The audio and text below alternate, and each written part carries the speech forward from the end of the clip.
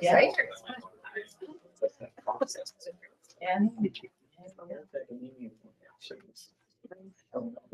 What's left of it?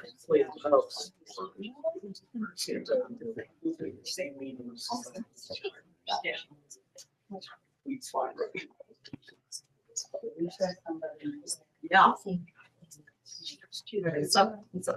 Yeah. All right, where's my, uh-oh. Uh-oh. My gavel's missing. Yeah, it's all right, I'll use it to close the meeting. All right, 7 o'clock. It's 7 o'clock, friends. Oh, Bridget, thank you. You made it. Thanks, Sefta. Okay, thanks, Sefta. For now. Yeah. My morning train is around the evening train. All right, we're gonna, it's much louder than the mouse. Thanks everybody for joining our August 18th combined work session and business meeting where we will have some voting. Welcome back.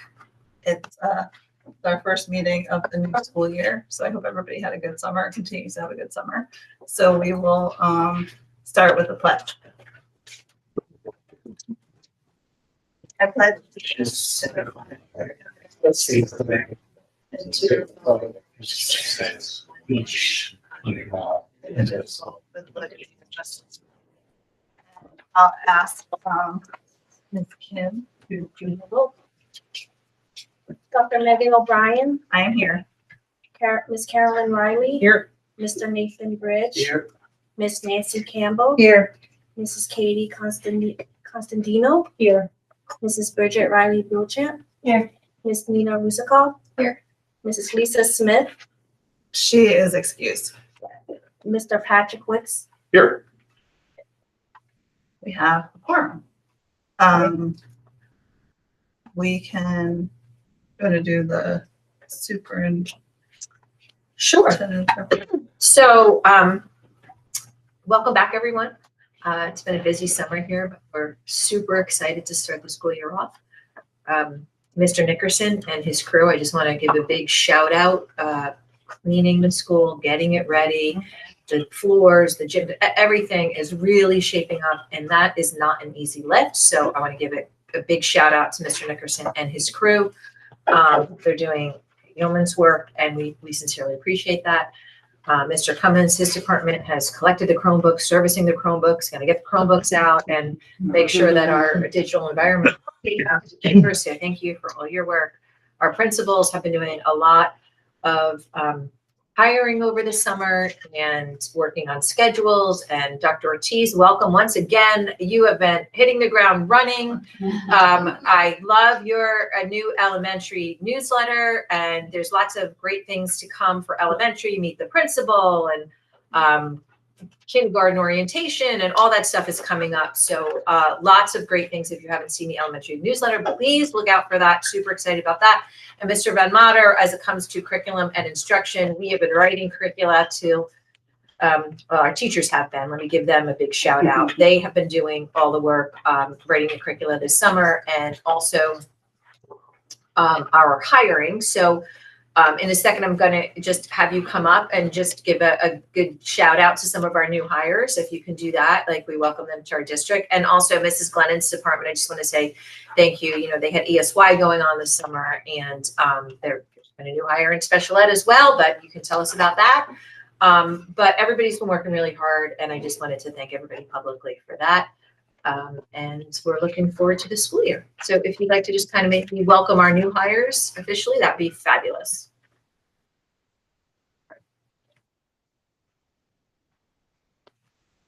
I'll see how I do. Doing it from heart. So we're welcoming Taylor Sporl to elementary. She'll be teaching in 4th grade to start with us this year. She's a Jenkintown grad, and was successful through a really challenging, a really nice group of applicants for the position. We have Joanna Ford returning to us, who worked with us in middle school English last year, and she'll be joining us there again for Shannon Hackett's position.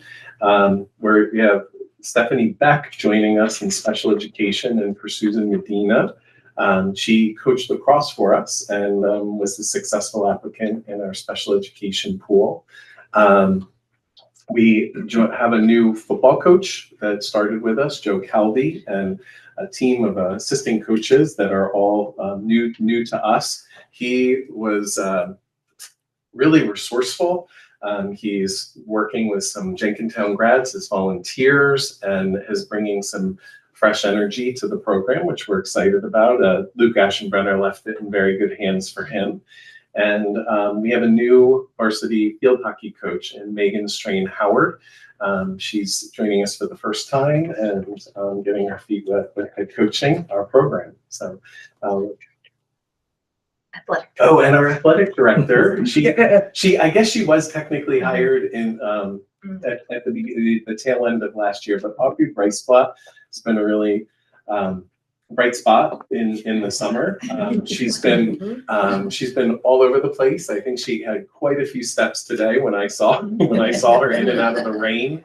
But she's a recent graduate out of the sports management program at Newman University and is doing a multi-sport athlete there, and has been doing a wonderful job for us, and just really appreciative of your support. Thank you. Thank you. Thank you. Welcome, everyone. That's awesome. Okay, Yes, do you want to do this? Okay. so I have, just want to say that I have two PSBA, which is the Pennsylvania School Boards Association. They have their honor roll in its 41st year. The honor roll recognizes school directors at 5-year service intervals, starting at 5 years and continuing every 5 years thereafter. So I have two awards. I have one for this is Miss Nancy Campbell, congratulations, and for Mr. Patrick Wick.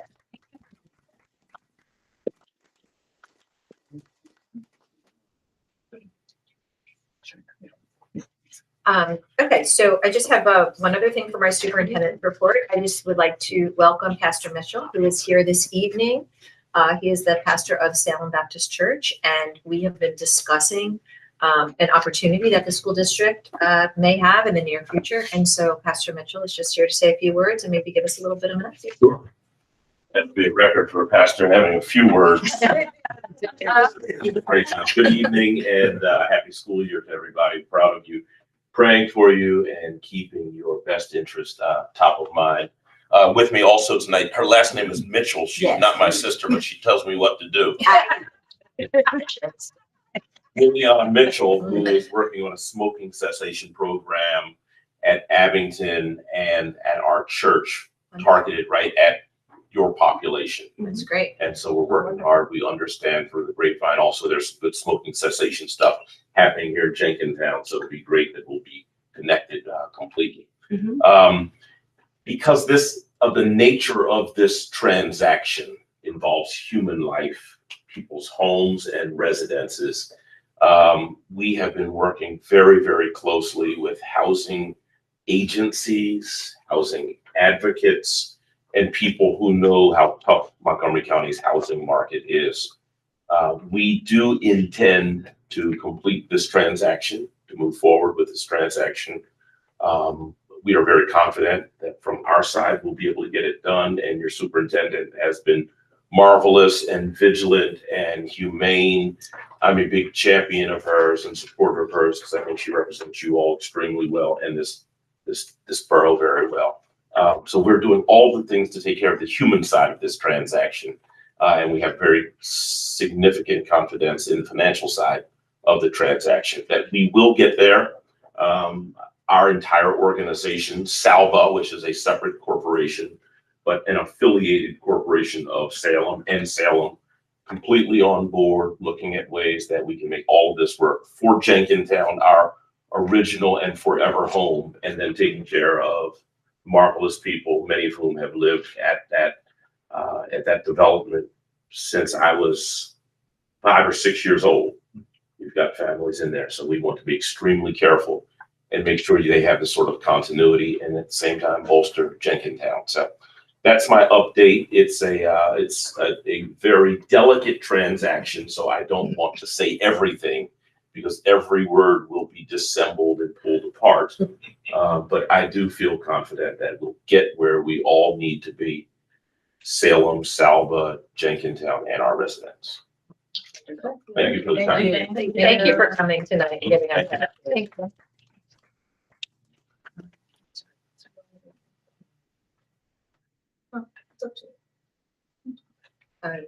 We have two administrators' reports. Do you like to do that now? Tom and Mr. Van Mater, right? Mine's on the screen. If you want, I can present. Okay. There you go. I'll go first. So math is more exciting than cell phone. Let me get that. Like the first time anybody's ever said that sentence. Never in the same sentence at the same time.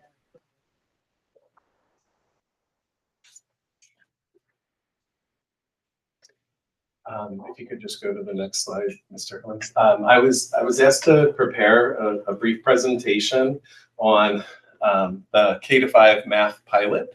I had responded to some questions via email, and this is a nice format to kind of share where we are and why we were looking for a possible change. This isn't because we're failing students at Jenkintown. The state average was 46% proficient and above in the state of Pennsylvania.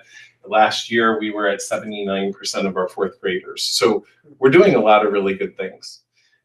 However, our data is showing some gaps in number sense, conceptual understanding, math act fluency, and our teachers are reporting that the pacing and the structure of everyday math is limiting some of students reaching mastery of skills. That's the spiraling nature of the curriculum. There's some procedural fluency challenges that we're having in terms of too many, maybe in some cases, too many different strategies being presented. The history of everyday math was that it was developed and researched back in the 80s. I think it first came out in the mid to late 1990s. The last revision was 2014. All of that work was done prior to the Common Core and the PA Common Core. So there are some gaps that we're noticing. Could you go to the next slide, please? So our goal is that we have a need for stronger math fluency, problem solving, and coherence. And in the world of coherence, basically means that when we're handing students off to the next teacher, that the students have the prerequisite skills in order to hit the ground running with the next teacher. So it extends the prior year's learning. If you could go to the next slide. So this is don't want this to be overly confusing, but if you notice this doesn't reflect well on the screen, but there's multiple straight lines. There's like linear lines at the top and then right throughout. And then you'll notice some staircases. The staircases is the spiraling nature of everyday math, and we're looking for more of a linear progression. And so in the world of everyday math, a skill is introduced, and then you lose it for a little bit, then you revisit it, then you lose it for a little bit, you revisit it. And so you're constantly touching on the skill, but what Amplify does is if you take a look at the colored straight lines, those lines are more of a progression of skills where they build to mastery and then they move, build to mastery and they move. So it's a different philosophy in terms of delivery. Next slide. The other key piece is that there's two components where as our learners have changed, we're noticing that children with learning differences are struggling with a couple different pieces. That is, if you've ever been a parent and you've had some homework come home, there might be, 8 to 10 questions, but there's only maybe 2 questions on each skill.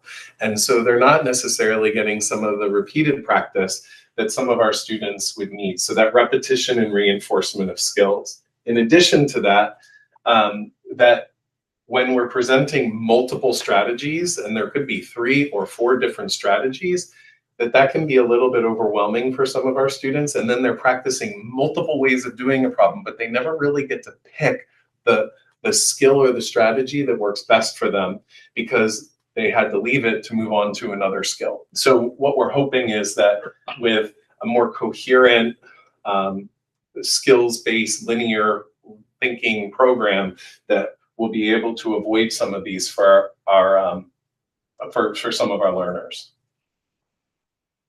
So why did we select Amplify? Amplify, and it is important to note that we are the first school in Montgomery County to give this a shot, but it's coming from lots of different programs and well-respected people that this is something that's starting to come into the area. There's some schools in New Jersey, there's some schools in like northern Pennsylvania, New York is picking it up, Kentucky, which has a really rigorous standard for getting highly qualified materials in, has brought it into Kentucky as well. So it was built from scratch with the most modern education research. There's strong focus on the conceptual understanding and fluency, and it has enhanced digital supports and resources that we just don't have in everyday math. When an MTSS or a multi-tiered systems of support team is trying to look for targeted interventions for students, what we're really looking for is like, okay, I have a need in this particular area. Can you direct me to a resource? And we had a lot of teachers that were supplementing everyday math with just materials that were kind of at their fingertips. But this is going to be a bit of a game changer for the teachers in terms of providing the targeted supports that the students need. If we could go to the next one, please. So more coherent sequence, stronger foundations, targeting support. And this shift, when I was collaborating with Dr. Ortiz earlier today, he said something that I thought was brilliant, so I put it in blue.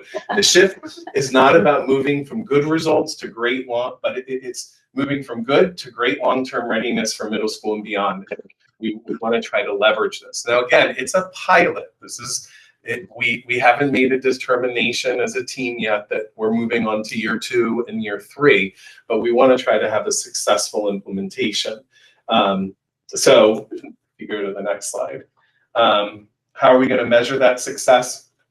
There's a robust assessment tool within Amplify that's been well vetted, as well as PSSA results. We're hoping that when a student comes forward to that MTSS team who's struggling in math, that we're actually going to be able to leverage the resources of the program and be a little bit more nimble in terms of providing those resources to students. So diminished referrals would be a sign that maybe we were doing the right thing and moving into a tier 3 environment. Teacher feedback, classroom engagement observations of students, and then hopefully seeing growth in fluency and problem solving. As you can imagine, that the adoption of any program takes a little bit of time to get some momentum. And so we anticipate a little bit of a slow start. And I have a graphic, in terms of like our mid-year review and implementation and that kind of stuff. So we can go to the next. The professional development being provided is embedded in the pilot. In fact, Amplify, as part of the pilot implementation, and because we're, kind of like a plant, they're sending 2 people from Denver here in August, next week, to meet with teachers in person with our team. There's monthly virtual coaching and collaboration opportunities, both synchronous and asynchronous, as well as like emailing a team member like, hey, I'm having a hard time with this. It's important to note that all 14 math teachers, K through 5, have taken on this pilot. So every single student in our elementary school will have the opportunity to experience it. And it was a lot of teachers that were really open to a change. Additionally, we had approved up to 30 professional learning hours in June. What I anticipate with that is that some of these trainings are going to be occurring at the end of the school day. Some of those virtual opportunities will be voluntary. Some will be scheduled during contracted time. Some might extend over. We wanted to have some protections in place so that people wouldn't feel like they had to leave. Next up, investment and sustainability. It's a little bit small from the back row. The investment this year for the district is $25,000. That's K-5 every student. It does include durable goods. Those are the items that are gonna, we're gonna use next year if we continue with the pilot. We didn't buy every durable just in case this flopped, but the center kits that we did purchase were recommended by the trainer so that the teachers weren't up at night cutting things out and laminating. Like it'll be kind of ready-made centers-based activities where kids are working with each other, and hands-on manipulatives. It also includes all teacher and student materials, digital and print. The real bang for the buck is the digital, the footprint that this program has. The platform is pretty intense. Not only the assessment component, but the matching with the interventions, and those are all included in this. It's called M-Class for the assessment and Boost Math for the intervention and extension activities. The current cost with everyday math is about $40 a student. This is approximately $50 a student. I would anticipate that year 2 implementation would be approximately the same cost with the purchase of additional durable goods so that we could phase out all of our older materials. And then the next level of that question is going to be, hey, if we have a successful year 1 pilot with K-5, we already have Amplify in 7th and 8th grade with Mr. Roller's math department. We would likely then look to do a full implementation, add 6th grade, and have a K-8 coherent, unified math program using all those materials.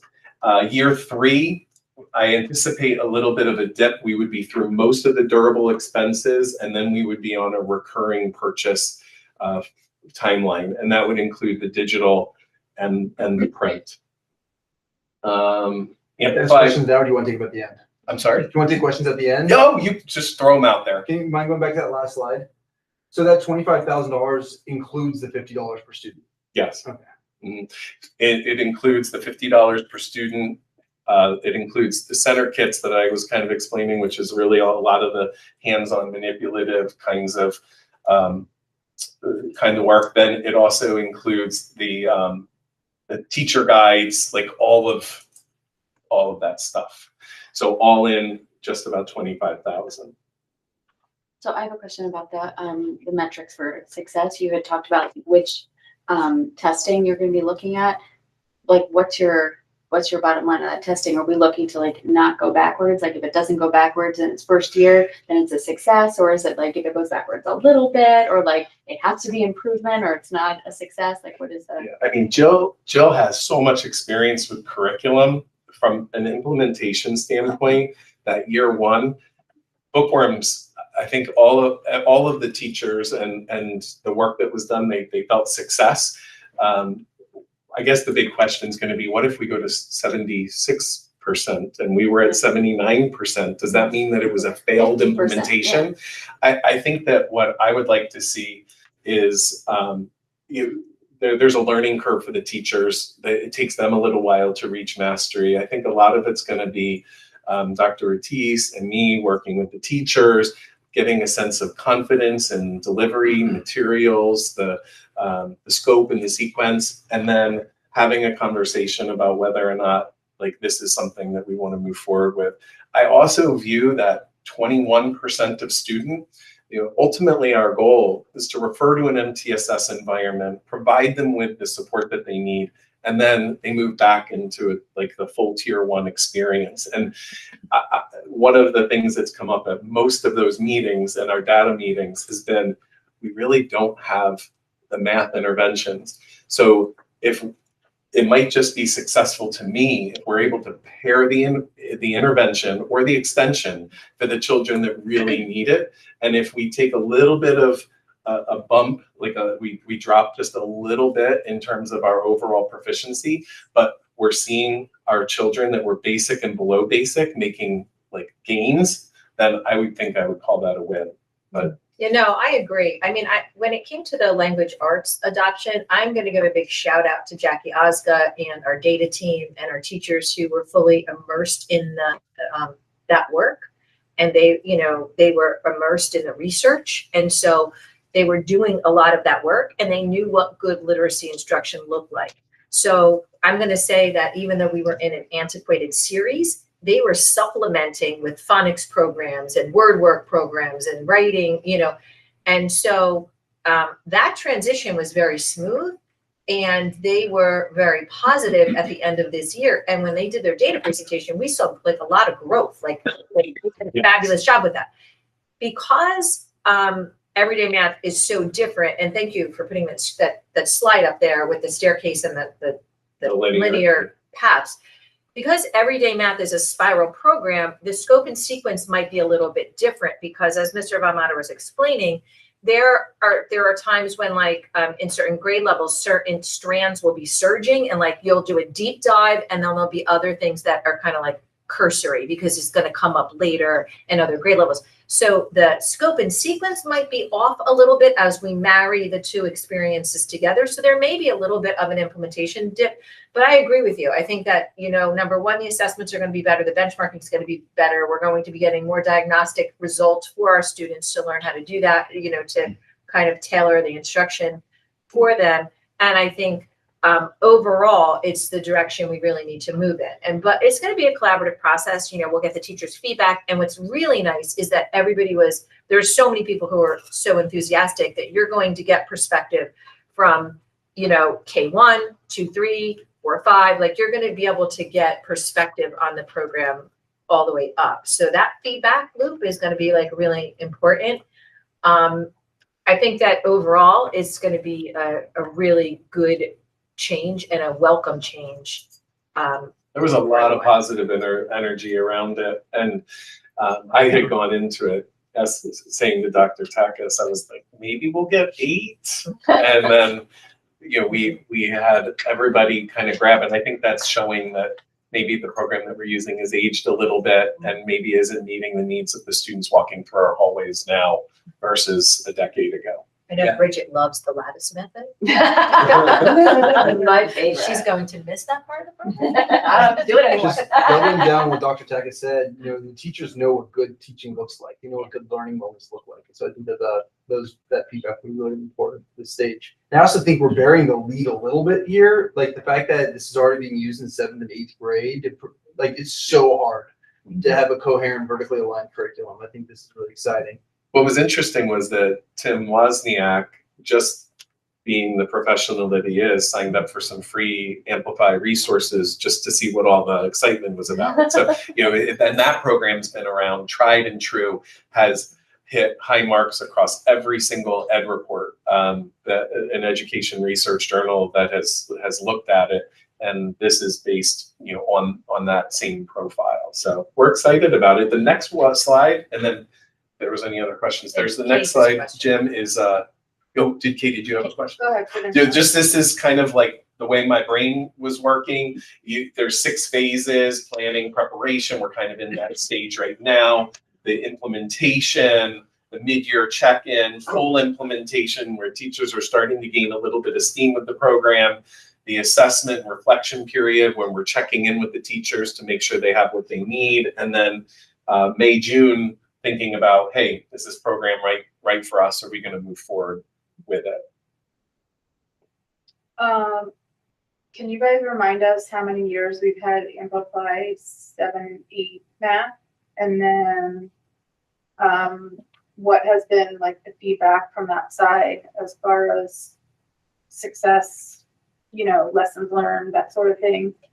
And then my final part of the question is a little left-hand turn.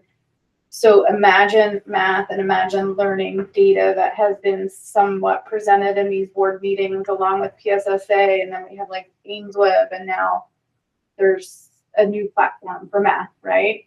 So this upcoming year, from an elementary perspective, you're going to be talking about PSSA results and then AimsWeb for ELA and whatever the new math platform is. Is that accurate?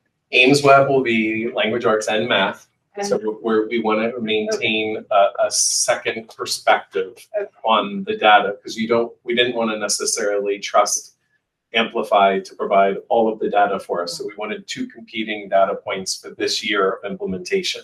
If the M-Class assessment suite is providing accurate data and it's informational, we've already had some conversations about making sure that we're not testing our students too much.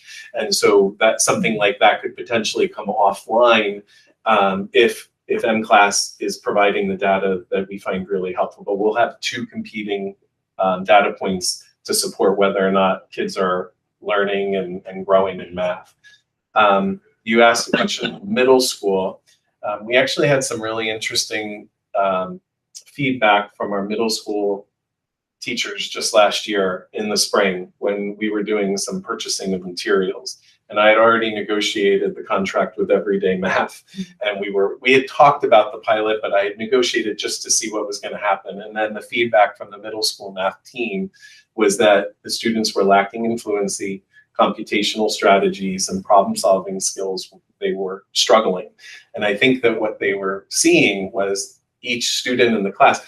I recognize that it's important that kids see math problems from different lenses, but when you have a classroom and you're moving forward and you have kids that are attacking it 3 different ways, one of the challenges with Everyday Math is that there's times that you can build in misinformation. When you touch on a topic and leave it and touch on a topic, you start to blend some of the strategies together, and the teachers were seeing kids attacking problems in completely outlandish ways that were not consistent with any like typical strategy. And so what we were thinking was that maybe they were being offered too many strategies, and we were going to try to hone in a little bit. If we're extending a student, if they're skipping a math, that's a different story. But for a core tier 1 program, we're looking to make sure that students are meeting mastery in certain skills. Did I answer? Yeah, and the testing platforms, I'm glad you mentioned about like making sure that the M-Class is true data, because I think that has been like a concern as we're bringing in new things that we're not actually getting, consistent data. And then once we settle on something, there's been a lot of movement, which is good because we're using data. But there's always that hesitation of it's hard to find the right match with how we assess a child, and then the information that we glean from it, and then making it useful. Too much data can be damaging just as easily as not enough, and trying to make sure that the data talks to each other as well. So that's what we're hoping to do with this, and a coherent K-8 program would be a goal of ours, and hopefully maybe that'll be amplified. But this is kind of just the reasoning behind the selection of Amplify, and then the strategies that we're using in terms of our implementation. So do we have M-Class data for 7th and 8th already?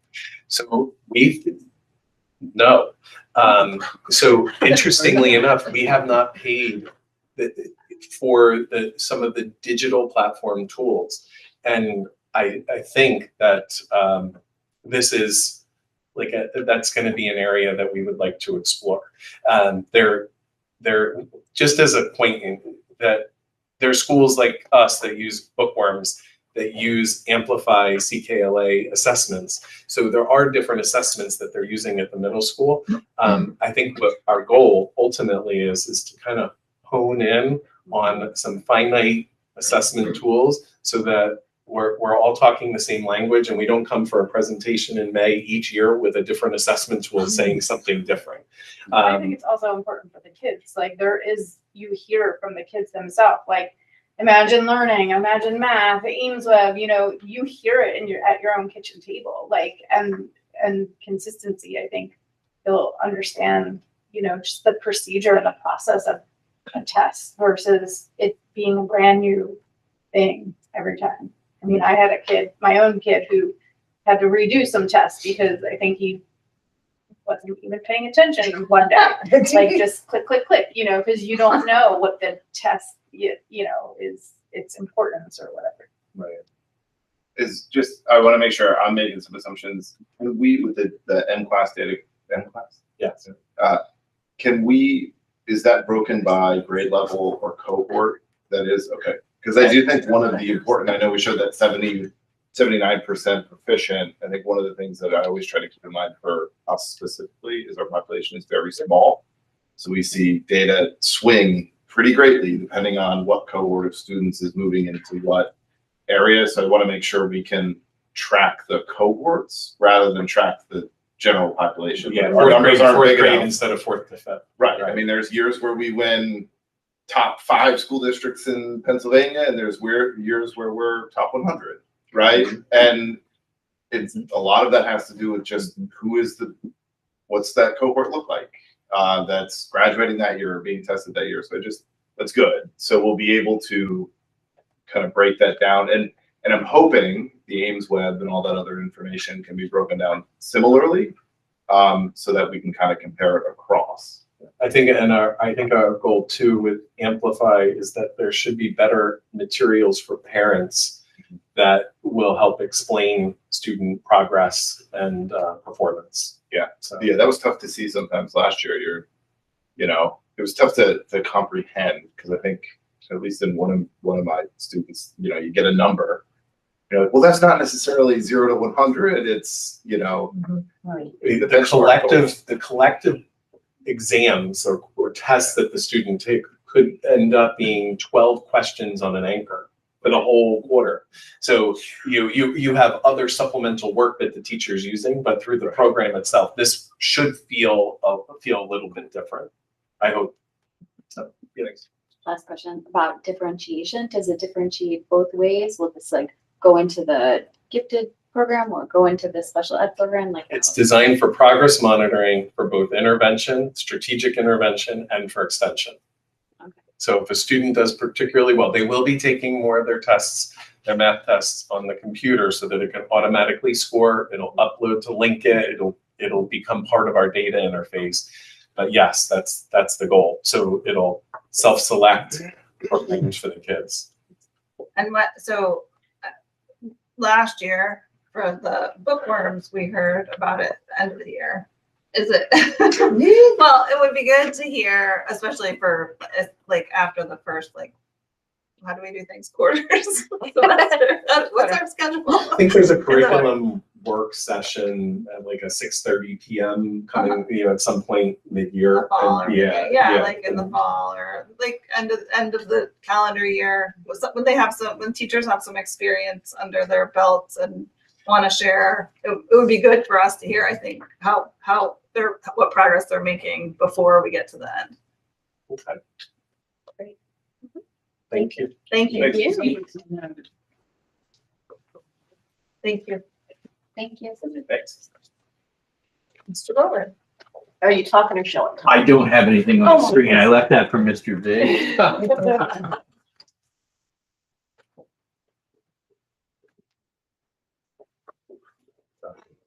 Sorry.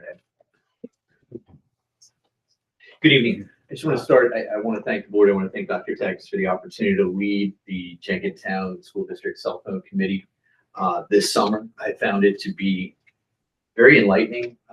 We had a lot of powerful discussions. At the end tonight, I'd like to just name for you those individuals who gave up time this summer. We met once in June, once in July, once in August.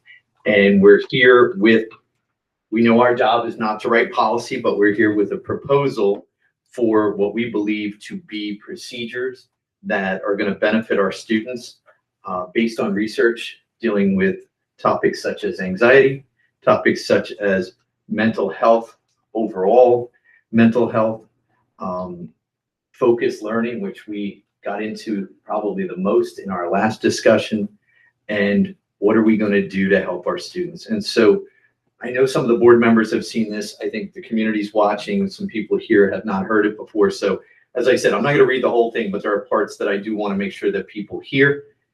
The School District of Jenkintown Cell Phone Committee, comprised of educators, parents, guardians, students, administrators, and school board members, proposes a structured, developmentally informed K-12 policy on the use of personal digital devices during the school day. The policy is grounded in research on screen time, adolescent development, mental health, and academic focus. We believe this policy will provide consistent boundaries, ensure a focused learning environment, support student well-being, and foster a healthier school environment for all. One really important discussion item we had was what defines for us an electronic device? How do we clearly define this for our families and for our students? And really what we did was work backwards. The district has been lucky enough to have a one-to-one program for a while. We provide our students with district-issued Chromebooks, which really becomes their main source of educational tool. So now when we work backwards for electronic devices that we're looking to reduce / eliminate during the school day, we're talking about everything from old school pagers to electronic gaming devices to e-readers to smartwatches, tablets, personal student-owned laptops, and then earbuds that would not be tethered, to a district-issued device. So we do understand that students, and when you look at differentiation, there are students who do work best in a study hall, maybe with some music going on. We have Chromebooks that can provide the opportunity for them to do that. The old argument is always, well, I have my playlist on my cell phone. We're going to have to work around that, and that's okay. We want to be very consistent. We want to be very clear with our messaging. I think that the committee felt that that was really important. But we also, as you will hear, as we tiered out this process, we also want to feed off of the learning that we did from Dino Ambrosi's presentations to both the students, the staff, and the community about the importance of preparing students from about the ages of 10th grade on for what they're going to experience when they go off into the college world or the workplace, and they do have to self-regulate their use. And so without reading directly to you, we looked at K-6, we looked at 7 and 9, we looked at 10 to 12 as 3 distinct kind of entities and cohorts. K-6, really there's not going to be much change felt, except that what came to light, which I was totally unaware of in my world of 7 to 12, was what appeared to be an unbelievably high usage rate of smartwatches by 3rd graders, 4th graders in the district last year, many of which, thanks to Regina and some of the members that shared their personal stories with us in that first meeting, a lot of parents that are tracking student locations, a lot of parents that are sending messages to students during the day. So the idea is that our messaging out to families has to be, we are here to support you. If there's an emergency at home, you can always reach out to us in the office. We can always get the message to your children. But them being distracted by continually looking at a phone, by going to the bathroom on the phone, on the watch, it's not healthy. It's not conducive to focused learning. And so that has been a big part of those discussions at the K-6 level. Our rationale when it came to K-6, young children are not developmentally ready to self-monitor technology use. Removing these distractions promotes stronger social skills, improved attention spans, and a more engaging and academically focused learning environment. So that's where we landed with K-6. 7 to 9 is probably going to be the biggest change that we would experience if the board decides to move forward with this procedures and policies and so forth. And that's kind of the idea of we are going to be off and we're going to be away for the day with our cell phones. I said that, you know, one of the luxuries of being at Jenkintown with small school, I get to greet students in the morning. I saw less smart watches in my building than the elementary was seeing, mainly because they had their cell phones. Once the cell phones go away, there would be the idea that maybe the smart watches would find their way. So again, the consistent language and messaging that needs to go out in letters to families, in letters to the students, in assemblies, in back to school night programs and so forth has to be consistent across the board. For us, for our middle school population, and we are including 9th graders there, and I'd like to thank Mr. Aschenbrenner, who was a voice for the 9th grade team and a strong proponent of limiting and eliminating use at the 9th grade level, because that is a really important year for us. It's obviously our first transition year into high school. Our students are taking, many of our students are taking 3 Keystone exams during the 9th grade year. Some of our students take them in middle school, but it is an important transition year. He, Ms. Craven, Ms. DeWeese all agreed that, you know, there were issues last year. And from a maturity standpoint, our rationale, when you look at grades 7 to 9 students, they are at a critical developmental stage. where structure and consistency are essential. This approach reinforces boundaries, reduces distractions, peer conflict, and supports emotional regulation. The away for the day fosters habits that promote long-term academic success. Also like to mention the contributions of Becky McLaughlin, middle school guidance counselor, who spoke very openly about what she has seen as an increase in the number of interpersonal conflicts that have found their way to her during the school day, have resulted in multiple kids missing period after period, all because of things that are occurring via cell phones, text messages, Snapchats, and so forth during the school day in those 3-minute passing periods. So just to be very clear, unlike what we did last year for 7th, 8th, and 9th grade, these students would not be permitted to use cell phone smartwatches in hallways or at lunchtime. It would be off, it would be in a backpack. There would be provisions that we do have in here, you may have seen, for students that might have medical situations, students who might be members of the volunteer fire company.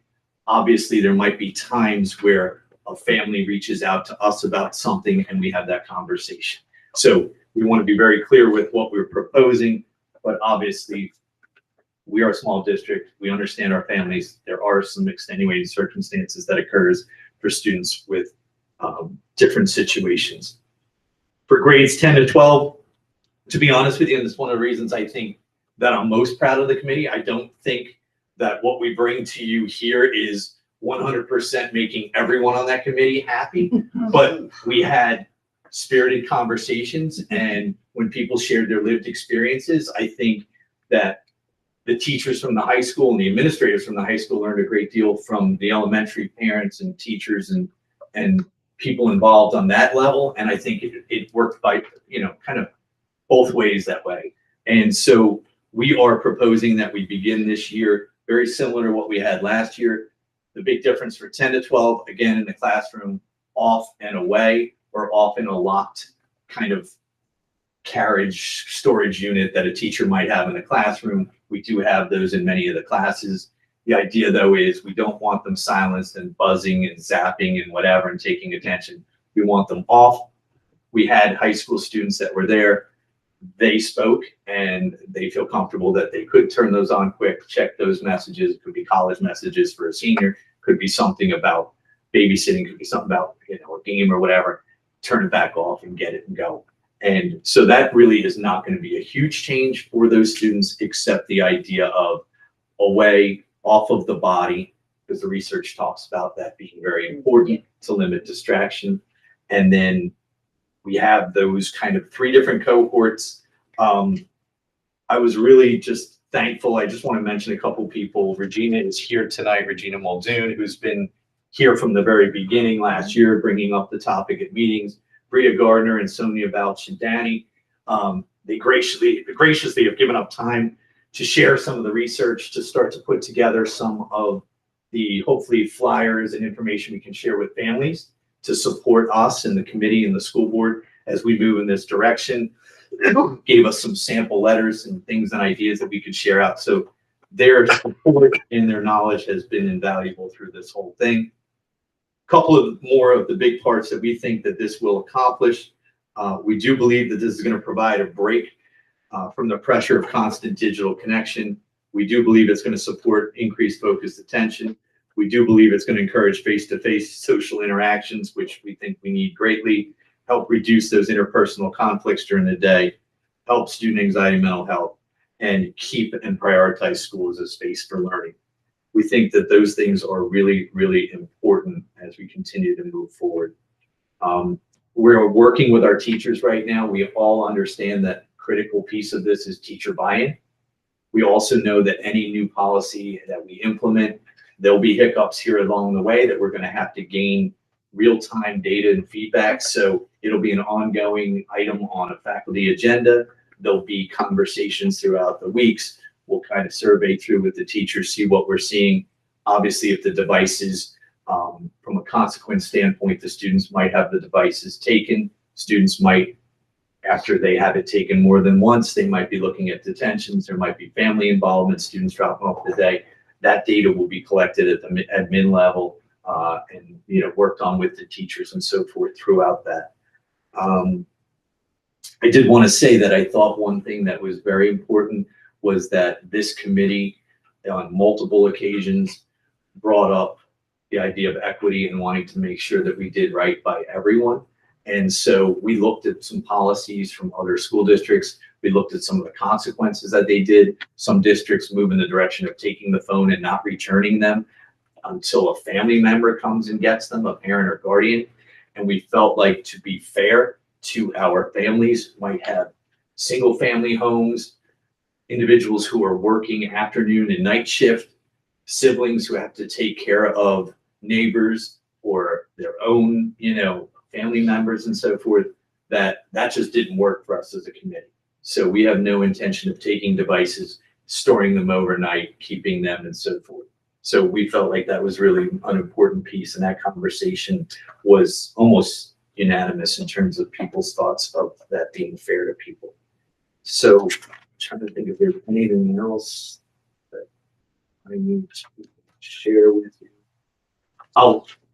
Let me just share with you who was on the committee, and then you can fire questions or whatever you might want. But Luke Aschenbrenner, educator; Jenna Askin, educator; Sonia Balchandani, parent guardian; Jude Blender, student; Colleen Burns, parent guardian; Layla Chaikin, student; Katie Constantino, board member, parent guardian; James Cummins, administrator director of technology; Jackie Ecker, parent guardian; Bria Gardner, parent guardian; Colleen Hill, parent guardian; Nora Kimball, student; Rebecca McLaughlin, educator, guidance counselor; Regina Muldoon, parent guardian. Dr. Ernesto Ortiz was kind enough to join us for the third meeting after kind of coming on this summer, administrator, ES principal director of special programs. Allison Reed, parent guardian; Ken Rodolph, our instructional technology coach; Nina Russakoff, board member, parent guardian; Jessica Sanchez, parent guardian; Anthony Tamaccio, parent guardian, and a valuable committee member who shared some thoughts about what was going on at his district, Lower Moreland, where he teaches; Jill Toy, educator; Patrick Wicks, board member, parent guardian; and Chloe Williams, student. Like I said at the beginning, really, really proud of the work. We had 23 members on the committee.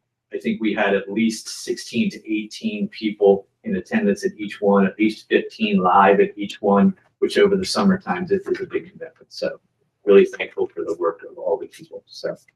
Great, thank you. You mentioned that some teachers have places where they can lock away devices, and so that means that some do not. Is there any suggestion for acquiring things like Faraday bags that phones can, because if you put them in a Faraday bag, they won't get a signal whether they're on or off. The committee was adamant about the off, and I think that I'll use, Jill Toy's media center. She has a case back there that she uses. It's sitting on the back area or whatever. She did not have any issues last year. They were on, but they were silenced. She did not have issues with kids trying to sneak them, hide them, grab them, whatever. I don't know if she'll want them off there, or the idea is we'd rather them just be backpacks gone. We don't see them. We also know that could, after we get some feedback after a couple months, we talked about things as simple as, this is what we do in schools: track kids that might not be telling the truth. They're not in the backpack, they're not off. Is Johnny going to the bathroom 7 times a day? Does Johnny have a medical reason to go to the bathroom 7 times a day? Or is he hiding his cell phone? These are the real world of dealing with teenagers and what we're dealing with. But there are units that everybody can store in the middle school, high school. Some teachers chose to do it different ways than others last year, and we were okay with that last year. This is just going to be either a storage unit or off in backpack. I just wanted to add 2 things that we talked about in the committee. Also, Sure. We talked about the educational component, and that having a parent integrated K-12 digital citizenship education plan, incorporating that into our curriculum is part of the long-term plan. And then for the implementation plan, like a 6-month check-in, like a real check-in where we're, possibly getting the community together again, but even if not, at least sending around an email about how this is working. And then just wanted to say was thank you, because Mr. Roller, this was a lot of work. You gathered everybody over the summer. It was very well organized, and you sent out a lot of communication, and I watched you incorporate everybody's feedback in a really thoughtful and inclusive way. Thank you, I appreciate it. Yeah, I think everybody wants this to not, and we know that teenagers are going to take it as a punishment. We want to frame it as we are supporting families, we are supporting our students. And although they may not feel it at the beginning, we are doing something that we believe is going to benefit them in the long run, especially at that grade 7 to 9. So that's the framing, and I think the committee believes wholeheartedly that our message out to the community and to the students will have that tone to it. Just 2 quick questions on that 7 to 9 piece. When a lot of the classes at Jenkintown wind up being sort of mixed in a lot of the electives and stuff like that, how are teachers going to balance the expectations for the 9th graders versus expectations for the? Well, no, even 10th and 12th is supposed to be off and in the backpack during class time. Okay. So really the only feeling is going to be the 3-minute change period and the lunchtime. Is Okay. really going to be the only change. Okay. You know, Mr. Rodoff is our instructional technology coach. He brought up a good point. There may, if you have a student that's in digital photography and we're running a little short on cameras, or we have a camera or 2 that get broken and we have them out to fix. And that teacher says, hey, you know, Bridget, yeah, you pull out your cell phone, but I'm going to monitor, you know, I want you to take the pictures and do this and that. That's got to be there as an option at some of these levels. So I'm just thinking that you said mixed level, that would be like an elective that kids in different levels can take and whatnot. But in terms of overall instruction, Mr. Ashenbrenner said it. He has 10th graders in some of the classes with 8th graders. There's going to be no phones for any of them. He doesn't need it, and we go. And so it won't feel that way. So. And then my second question is, if we're we're encouraging all the students to keep them away. I know that some extracurriculars, the adults sometimes communicate with the kids via text, or maybe just, I mean, we should be discouraging it anyway. But will we be making a more concerted effort to discourage using text as communication for extracurriculars? Yeah, so I greatly appreciate what Steve said about Aubrey. I'll echo that. Aubrey Briesel has been phenomenal as our athletic director. I think we're going to try and look at what can we do. We have Google Classroom pages. We have those sort of options that we can do with students where they're getting them anyway on their Chromebooks. They're getting updates from their classes. They're getting emails. There was even a discussion about emails in our cell phone committee, and could we work with students a little bit more on that? Because when students are going to college, some of them are caught off guard with the fact that they really have to check email. Oh, yeah. Email? What do you mean email? It's like when your They're like, professors no, are. we Most of your can't. professors are not going to text you. So you need to get emails. Yeah. And so we may be able to leverage some of that as well in terms of how we go about communicating And and that's corresponding also with true that. for students who go directly into the workplace. Absolutely. People do not text in the office. You have to check your email all the time, and they have to be. The other thing that I think is going to come alongside that may lead over into English language arts is text message English and how that impacts email communication. But I taught email etiquette and social media at CCP. And a lot of times they don't capitalize their name, they don't capitalize I, they don't use punctuation. When you move into a workplace environment, I can't do that. And Grammarly does not check everything. Right. Yes. Just my only, along the same lines of what Bridget said, one I appreciate that we're looking at. And by the way, as part of the committee, it was, I would agree, very well run, very cooperative. There were all different thoughts across the spectrum on that. And I think everybody felt heard. I felt part of the solution, which I think is very hard to do with a group that big. You just read a lot of names. It's very hard to do with a group that big. The only thing I was gonna I appreciate what Bridget was saying about extracurriculars, especially at that 7-8, because I think the adjustment to Google Classroom and those things are good for students at 7-8 who are getting into middle school sports activities that they haven't had before. Also don't have cell phones and probably won't throughout their middle school experience. So I think it's great to have another avenue for them, and we can start there to kind of adjust to what new normal is. And then if we can, just a request on our website through the communications to the community, if we can make sure we communicate to parents. We know this policy may feel like we're limiting your communication with your student, because I think there might be some parents out there that feel a little anxiety. Yeah. Just very bold, very big. This is how you get a hold of your student if you need to, right? Call the office. Here's the numbers. Here's the, the modes of communication. Because I mean, sometimes in a pinch, it's tough to find some of that information. Who do I call? What's the number? Where is it? So if we can make sure we just have that big on the front of the website and throughout the communications, I think that will go a long way to relieve what I think will be some community anxiety about this, which will help with the adoption ultimately. So, but it's great. Thank you for everything.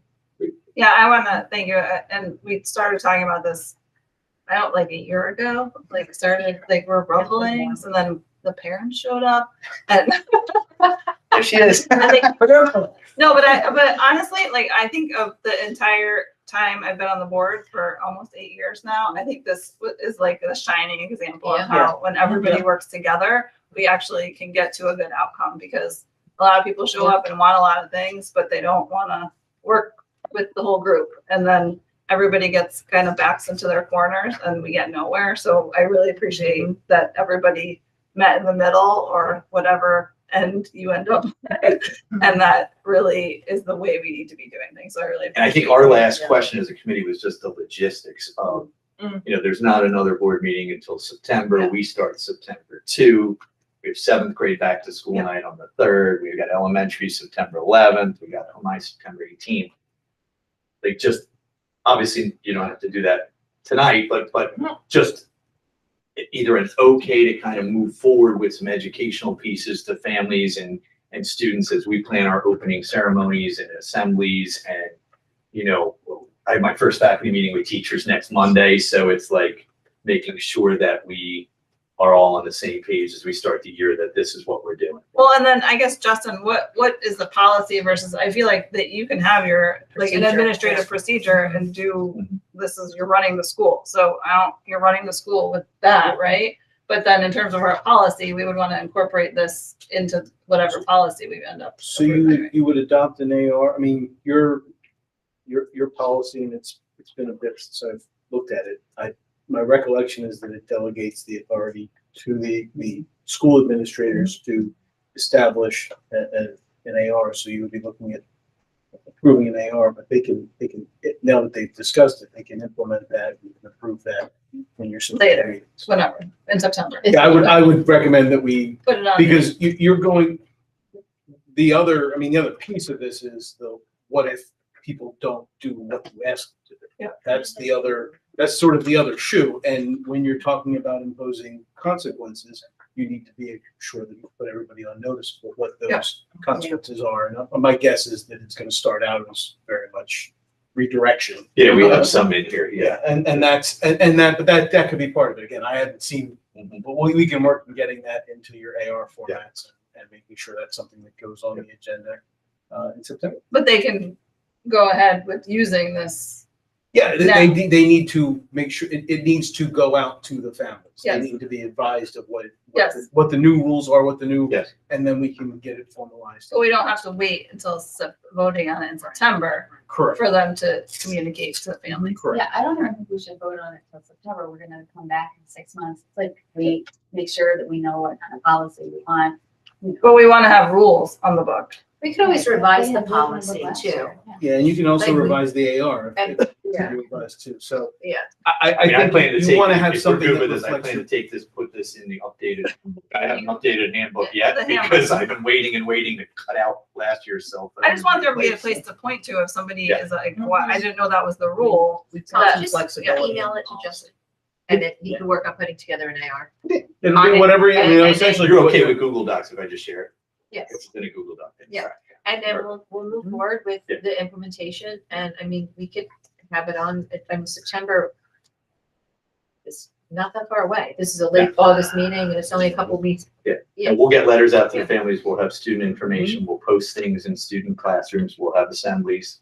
we even talked about maybe a quick little video maybe that we could send out. I think the student handbook is fine. Like, I just want to make sure it's written down someplace where Mhm. people can't say, I had no idea, and it doesn't exist anywhere in writing. Yeah, and I think back to school night Sure. would be a great Yep. night to deliver that message Yeah. to parents, guardians. Yeah, and again, Regina and her committee, they're gonna have some handouts with parents that night on the educational side. And that was Fabulous. one of Thank you. Nina's ideas is Thank to you. stagger our educational piece, I think, over 3 or 4 months as well, so that there's different things that we're focused on. Yeah, and Tom, thank you for doing Yeah. such a great job No, I running this appreciate it. It was committee. great. We had a really good group. So. And I do want to just reiterate a shout out to everyone and especially the teachers who came in the summer. Because we know a lot of them are on vacation and they're down the shore and all that. So big shout out to everyone who participated in the summer. Really, really They great. did a great job. Thank you. Thank you. Thank you so Thanks. much. Thank you, Tom. Thank you. Thank you. Oh, and also I have to make one announcement. We did have an executive session on July 24th in this room at 7 p.m. to discuss personnel, negotiations, and property reassessment. Am I missing anything, Justin?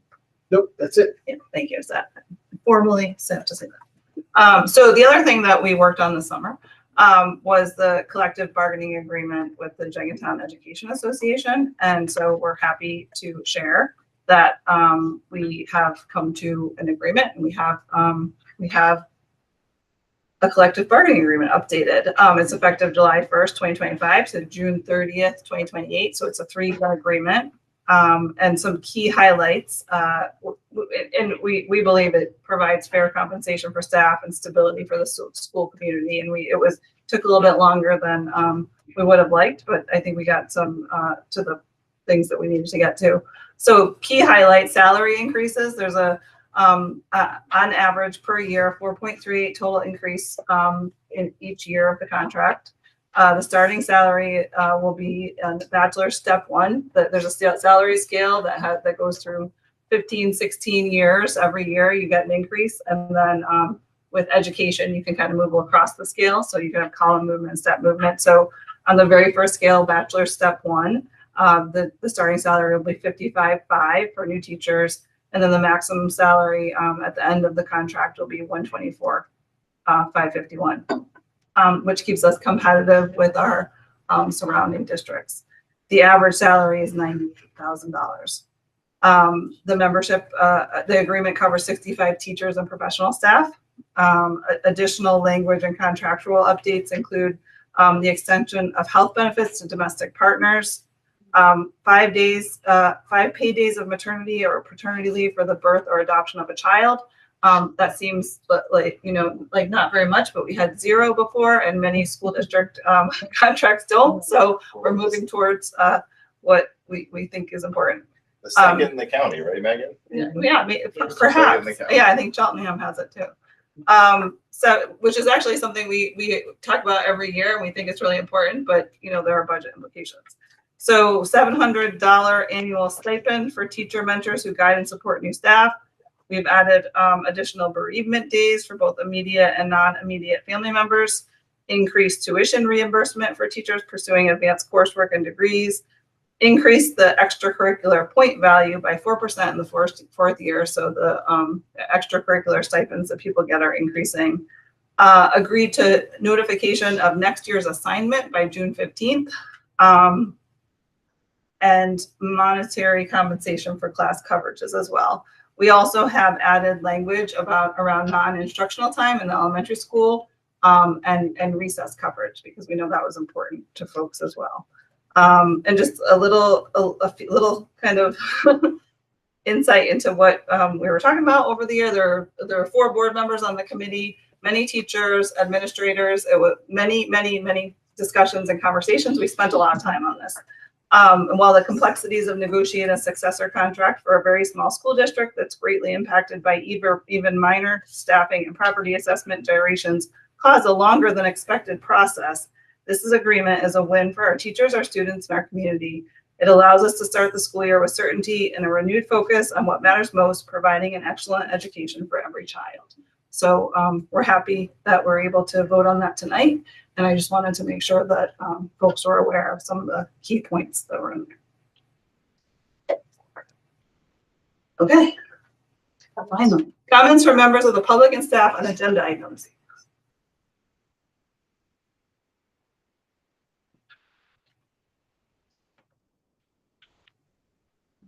Hi, everyone. I'm Regina Moldian, 315 Rodman. Good evening. I just wanted to say on the behalf of parents, I want to sincerely thank you all for taking time to hear our thoughts and concerns as the personal device policy was being reconsidered. Your openness to listening, gathering data, and moving forward in such a collaborative way has been incredibly meaningful. This summer, we had parents, faculty, and most importantly, students come together as a committee to carefully study the research and thoughtfully design a policy that not only limits the distraction, but also protects the cognitive development, supports mental health, and fosters a learning environment that is truly focused on growth. The often awaited approach allows our children to engage fully in class while preparing them for intentional and balanced use of devices in the future.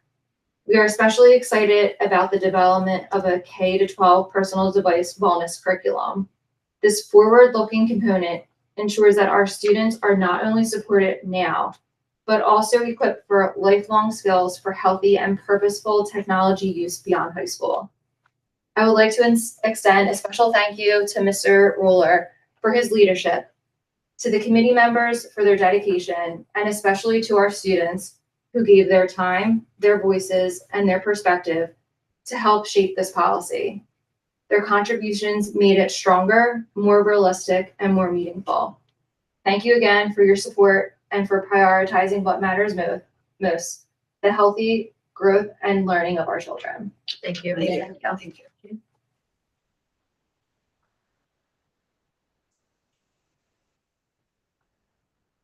Seeing no other comments, we'll close the first comment section and move into the next, what do we have? Item 3, approval of minutes of the combined work session business meeting from June 9th and item 3.2 finance committee meeting from June 9th. Do I have a motion to accept? So moved. Second. Any discussion? All those in favor? Aye. Any abstentions? Any, what do you say? Opposed. What was no? They get rusty. It's been a long summer, Megan. It's almost over, guys. We're almost over. Motion passes. Yeah. The punchline. All right. So items 4.1 through 4.4 recommendations. Wait, yeah, that's wrong. Finance and operations. Ms. Kim, did you want to go over any of these with us? We have donation, right? We have a monthly donation from Glenn Morris with a recurring monthly donation of $10 for July and August. We have a contract for ESY program, Overbrook Lloyd. And the TCC delegate appointment resolutions is to appoint me as the tax collection committee delegate for Chickentown School District. Cool. Great. Do I have a motion to accept items 4.1 through 4.4? So moved. Second. Any discussion? All those in favor? Aye. Abstentions? Any opposed? Motion passes. Amen. Ride a bike. Item 5, recommendation of the superintendent of special education. Any of these things that we want to? Yeah, Mrs. Glennon isn't here this evening. Is there anything that you want to highlight, Mr. Von Matter, about any of these areas? I mean, we have the behavioral interventions contract and addendum. And the letter of agreement, we've used Aldersgate before. We have Abington speech pathology. That's a little bit new. That's a little bit Yeah. new. Pauline Imberman has been a longstanding occupational therapist here for the last, say, 30 years or so. She is retiring. You will notice that there is a contract with not to exceed 15 hours by Halloween time, that October 31st. to aid in the transition of a new therapist coming on from Abington Speech Pathologist. It's a homegrown staffing agency that was recommended to us through the BCIU. We were able to interview multiple candidates for the position, and we have selected an occupational therapist and experienced occupational therapist, but new to the Pennsylvania schools and new to Jenkintown, and we want to make sure that we have a successful transition. It's a bit of a unique setting and social aid and scheduling, but Abington's been nice to work with. Justin helped with an addendum for the red light contract. Thank you. Great. Do I have a motion to accept items 5.1 through 5.4? So moved. Second. Any discussion? All those in favor? Aye. Any abstentions? Any opposed? Motion passes. Technology, items 6.1 through 6.3. Mr. Cummins, is there anything you'd like to add about any of that? Do I have a motion to accept items 6.1 through 6.3? So moved. Second. Any discussion? All those in favor? Aye. Any abstentions? Any opposed? Motion passes. Education, item 7.1 through 7.3. Can we hear more about these? Can we hear more about these? There's a request to hear more about these. Sure. Mr. Van Mater, do you want to start with the Temple University and the Eastern University one? And then I can do 7.3. Our school psychologists are working as an interns this year.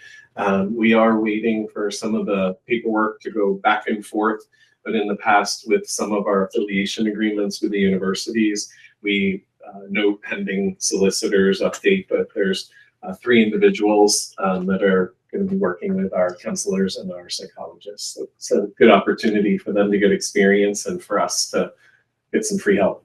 Yeah.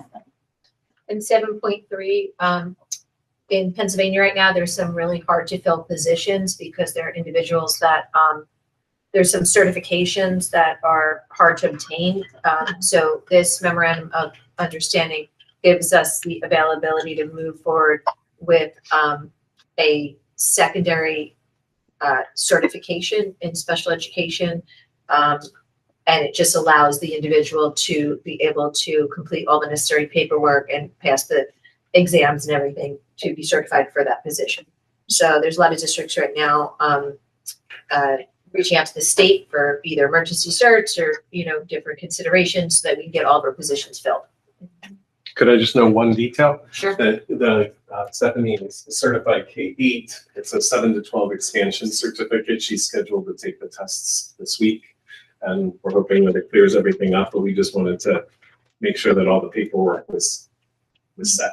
And she's been in Jenkintown very recently. Yeah, she taught, she actually taught. We should talk about an Yes, individual yes. person. Yeah. Thank you. Thank you. Thank you. Thank you. Rewind. So do I have a motion to accept 8.1 through, wait, 7. oh, sorry. 7.1 through 7.3. So moved. Any discussion? Oh, Second. Any discussion? All those in favor? Aye. Any abstentions? Any opposed? Motion passes. Okay. So items 8.1 through 8.4, which this in 8.4 is the collective bargaining agreement that I just summarized. 8.1 we kind of did in the beginning. Was a personnel report. Like, can you do 8.1 separate? I do yes, I can do 8.1 separate. You know, to come. Okay.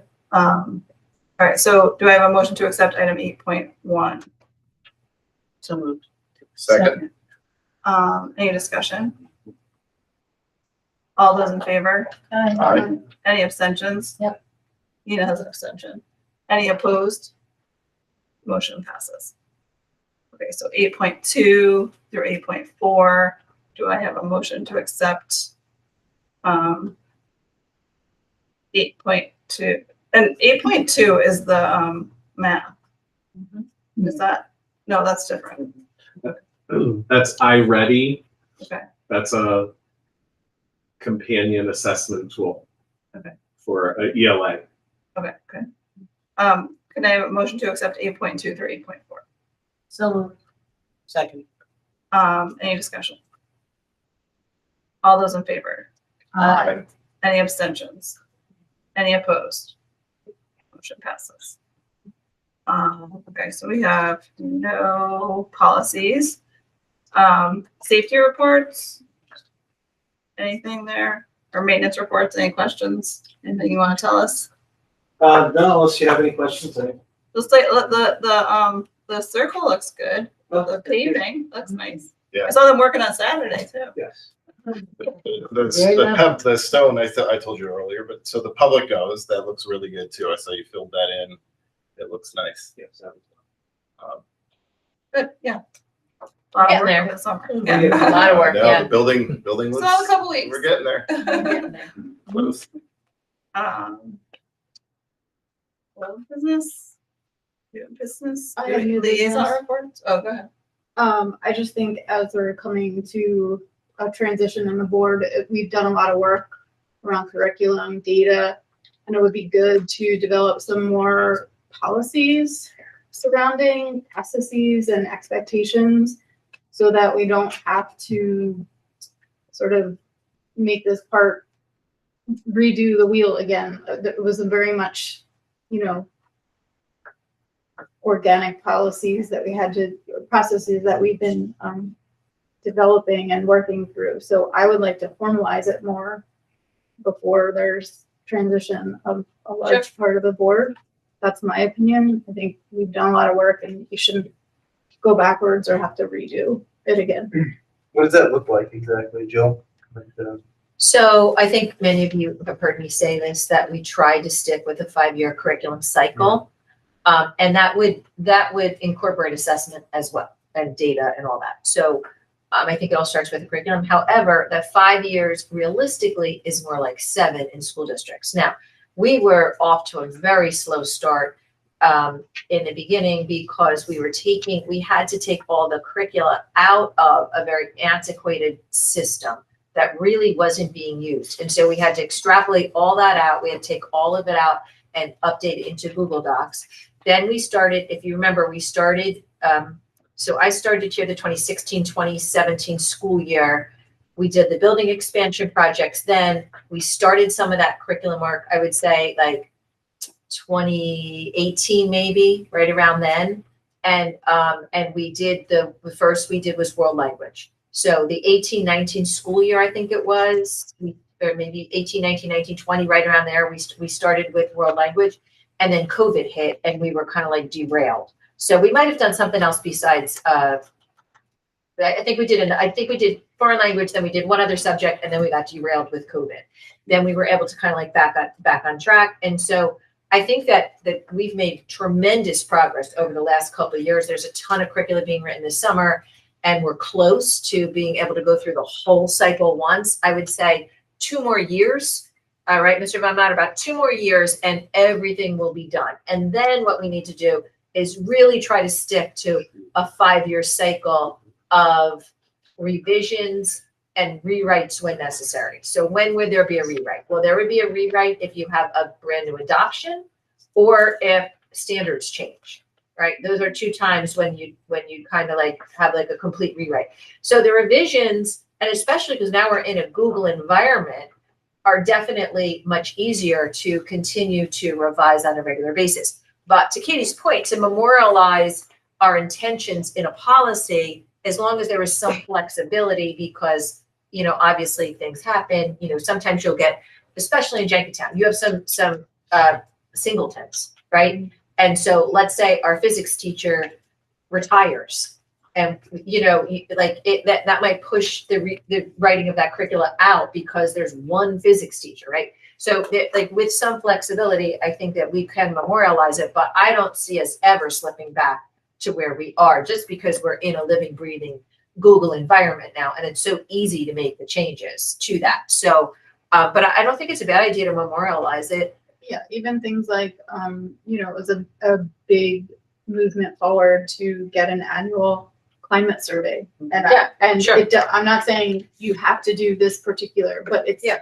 the idea that that this is important and we want to continuously, annually, however we want to do it, to keep it front and center, so that as people transition in and out of the community, that these core things are sustained. And I think there were some other things that we think, you know, like, and I don't know, I don't know, Justin, what this looks like in terms of a policy, but there are certain things like having, you know, we have the curriculum committee and things like that, but requiring like a data presentation at least annually for each, like the elementary school and the middle school on academic performance and things like that. Like, those are the things that we've kind of asked for and that we've done, and now that we have the data and things like that, but you know, those are the types of things that we were thinking should be more, so that everybody knows to expect them. Like, I don't have to say, like, you know, the board doesn't have to say, oh, don't forget to come and tell us this, that there's an annual expectation that we're going to talk about these few things every year, and the board wants to hear X, Y, and Z, or whatever they are. Well, I think it also could be as simple as creating a board calendar of our committee meetings, since we do a committee of the whole. So for instance, you know, at the curriculum committee meeting, we are going to report out on all the new curricula, or, you know, at the end of the year, we usually do our data presentation. So we can put that, like, maybe just kind of like a board calendar, an agenda, that what's expected, standing agenda is what's expected each month, might be an easier way to, then that can be like memorialized in minutes, and we can roll that over every year. I don't know, it's another way to do it. I like the idea of the data policy though, like certain data that we think needs to, not like, oh, this test or this whatever, but like certain areas of data that we would like. Yeah, yeah, we just have to talk about what that would look like in terms of,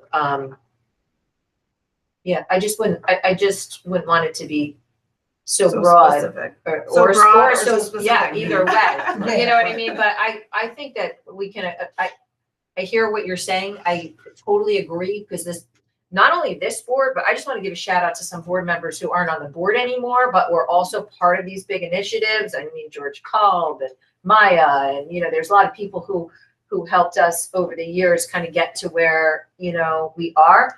And we have done so many wonderful things, and yeah, we want that memorialized somewhere. And My question is, does it have to be a policy? Maybe that's a Justin question. Does I it think have that's to be what I'm thinking, memorialized like, in a how policy, or can it be a calendar of expectations from it? Does it have to be policy in order for it to be memorialized the way we're talking about?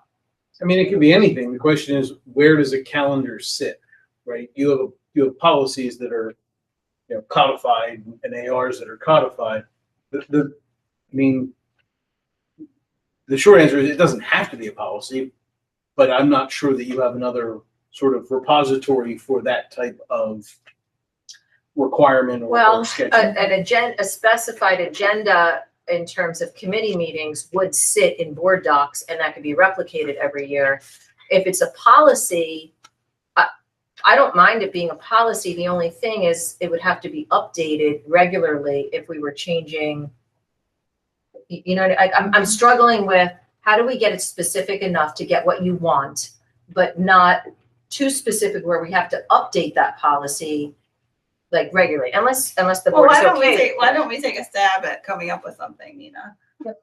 Yeah. I mean, you have a policy on curriculum. You have Yeah. one, you have an AR. Well, that's that's the other challenge, though, is that we could say data applies to curriculum, applies to, you know, it could show up in many different places, or, you know, so why don't we take a stab at, like, even just coming up with like a bulleted list of the things that we want to include and get feedback from everybody, and then we can come back and discuss it. And then, you know, it's not something we have to solve in September, but let's get like our lists of what we think needs to be memorialized, and then we can absolutely memorialize it in one way or another, or both. I mean, maybe it's broad in a policy, but a little more specific in an agenda. Yeah, maybe both. Okay. Yeah. All right. Okay. All right, so do we have any liaison reports though? I'll go. Jim, can you turn the air on again? Still running, Oh my goodness. still running. I'm kidding.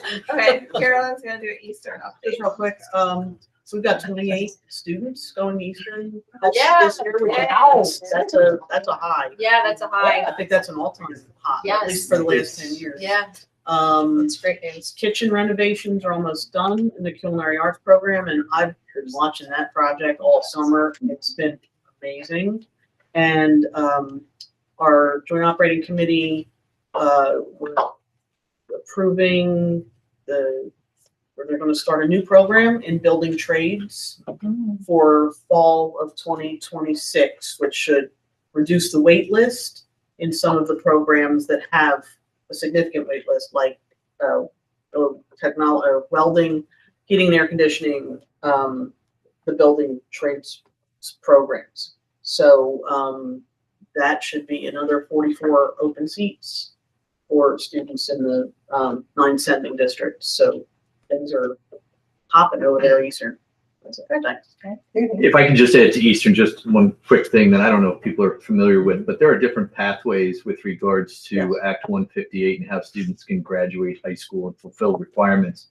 I just want to give Eastern a lot of credit. We again had 12 students that were eligible last year to try and get grad status through industry cert and through their, through their programs at Eastern, and all 12 of them satisfied that. So what that means for those students is if they're students that struggled, let's say, on a Keystone exam or two, and that's not their mode of learning, or they struggle with test taking or whatnot, the state has created multiple pathways that we then have to report out on, Chrissy and I, through one of these PIMS reports that goes on for every single student that graduates and which pathway they met to be able to graduate. And so Eastern does a great job of updating us, and we were just really proud that all 12 of them last year met that at Eastern. So that's super. HSA. Liaison report. October. I would just like to welcome Sarah Berry, right? yes, The of president, we course. can do that. Sarah Berry, President. Thank you, Nora, for all the work you've done, and welcome, Sarah Berry.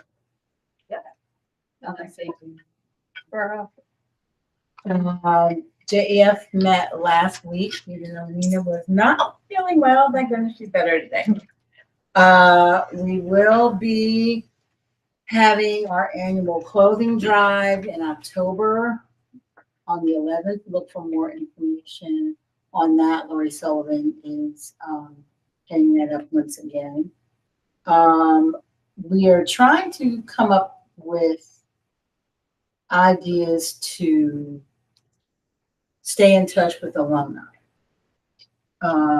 Kind of on the order of the 50th high school reunion thing that was done this year.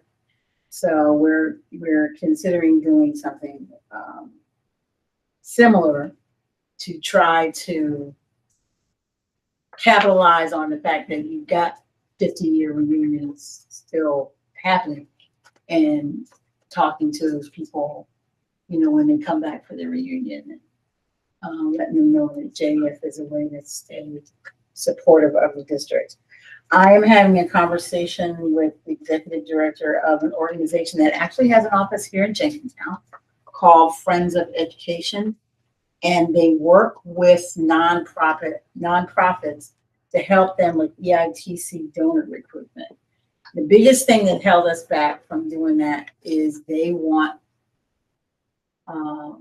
audited financials. So I'm going to talk to him about how he can possibly help us, because that's expensive. So I'm going to talk to him to see if there's any way that he can help us with all of that, so that we can update our status with EITC and possibly get some large donors. Okay, great. Thank you. You have an update. Wait. Anything right on the table? The slackers. Slacker ends good. We did have a Legacy Park meeting today. Kind of kicked off the year. There's been some engineering work done, and so the group is going to meet with the engineering team. Okay, so movement continues. The committee was successful in raising money this summer with the Battle of the Bands, et cetera. So stay tuned. That playground will be coming down spring break. So we want to have a plan for what's going to be in its place. So work continues. In On the that. meantime, the playground is structurally safe. Yeah, in the meantime, yeah, it was just, Mike let us know, it was just, checked by the engineer a couple weeks ago, and there was one minor fix, so, you know, we'll continue to keep it safe until its very last use. Members of, comments from members of the public and staff on non-agenda items. Let me make it fun. Please. I'd just like to thank Harry for continuing to be our treasurer. Thank you for living. Thank you. Thank you. Okay, then we will adjourn to executive session for discussion of assessment appeals. We won't come back. We won't vote. And the meeting is adjourned. Thank you, everyone. Thank you. Thanks, everybody.